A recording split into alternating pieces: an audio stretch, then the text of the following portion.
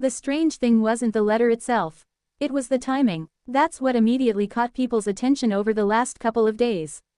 Not because anyone officially confirmed a romance between Princess Leonor and Prince Christian, but because a private message, a quiet gesture, and a very carefully timed public reaction suddenly made royal watchers across Europe start asking the same question.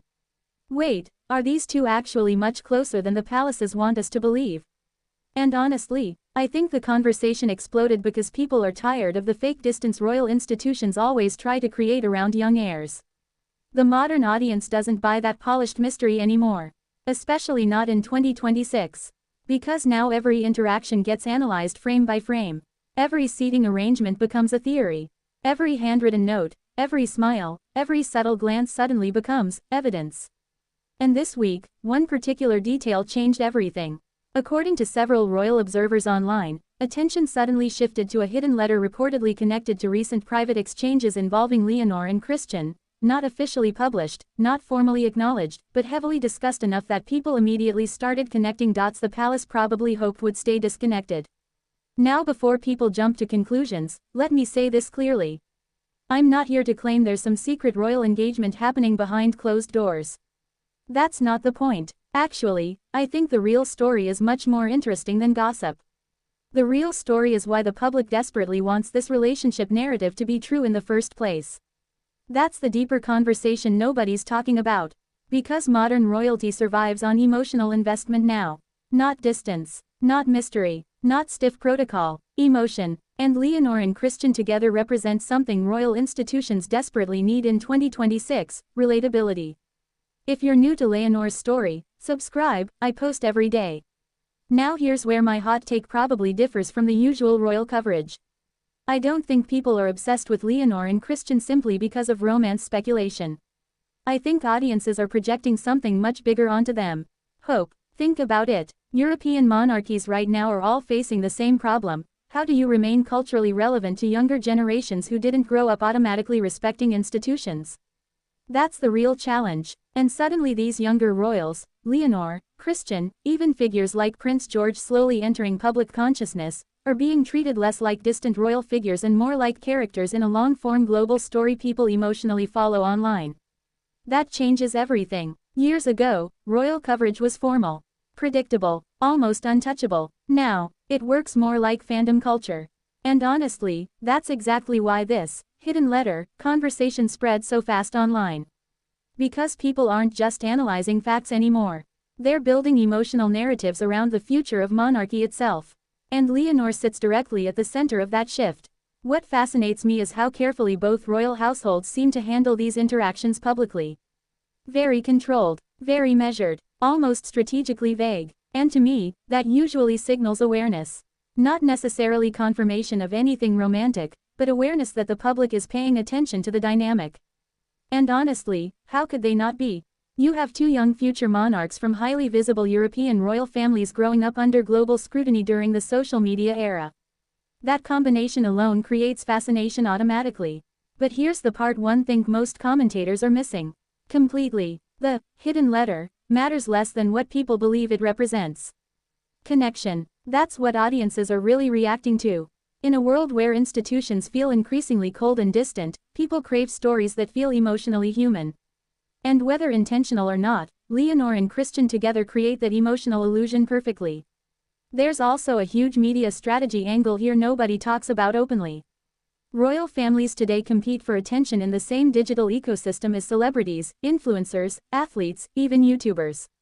That sounds ridiculous at first, until you realize it's true. Attention is currency now, and younger royals generate attention differently from previous generations. Not through authority, through personality. That's why Leonor's military training clips spread faster than traditional ceremonies. That's why candid moments matter more than official speeches. And honestly, that's why speculation around Christian keeps growing. Because emotionally driven stories outperform formal royal updates every single time online. If Mr. Beast were somehow consulting European monarchies right now, which would honestly be hilarious, he'd probably tell them the exact same thing every major creator understands: audiences return for emotional continuity. People want evolving storylines. And Leonor's storyline right now is transitioning from future queen to Young woman navigating pressure, identity, visibility, and possible personal relationships under impossible scrutiny. That's incredibly compelling to audiences. But it's also dangerous for the palace. Because emotional investment creates expectations. And expectations can become traps. That's why I think the royal households are probably being extremely cautious right now about public appearances, interactions, and messaging. Not because there's necessarily a scandal, but because they understand how quickly narratives spiral online once audiences emotionally attach themselves to an idea. And honestly, I think some media outlets are feeding that intentionally too. Because let's be real, stories about institutional reform or constitutional duties don't spread like relationship speculation does. Emotion wins the algorithm every time. That's the uncomfortable truth modern monarchies are learning. And I think Queen Letizia especially understands this battle better than many people realize. Remember, Letizia came from journalism and media before entering the monarchy. She understands headlines. She understands narrative framing. She understands how quickly public curiosity turns into obsession. That's why I sometimes wonder if the palace's recent silence around certain rumors is actually strategic. Because denying things directly often amplifies them online now. Silence creates mystery. Mystery creates engagement. Modern royal PR has become incredibly psychological. But here's another angle I haven't heard many people discuss. What if Leonor herself is becoming more comfortable shaping her own image independently from palace tradition? That possibility changes everything. Because younger royals today understand media instinctively. They grew up inside the internet era. And Leonor increasingly feels like someone who understands emotional perception very well. Not recklessly, carefully, quietly. That's why every appearance lately feels more intentional somehow. More confident, more relaxed, less rehearsed. And honestly, I think that's one reason audiences connect with her so strongly now compared to a few years ago. She no longer feels like a distant symbol. She feels like someone actively growing in front of the world. That creates emotional attachment. And once audiences emotionally attach themselves to a royal figure, every rumored relationship suddenly becomes part of a much larger narrative about identity, future, and personal freedom. That's why this hidden letter conversation became bigger than a simple rumor almost instantly. People aren't just asking whether Leonor and Christian are close. They're asking whether younger royals can still have authentic personal lives inside systems built on control and image management. That's the real tension underneath all this. Because monarchy in 2026 is no longer just about crowns and ceremonies. It's about balancing humanity with institutional pressure under non-stop global observation. And honestly, I don't think previous generations of royalty ever had to navigate emotional visibility at this level before. That's why even the smallest details now feel massive online.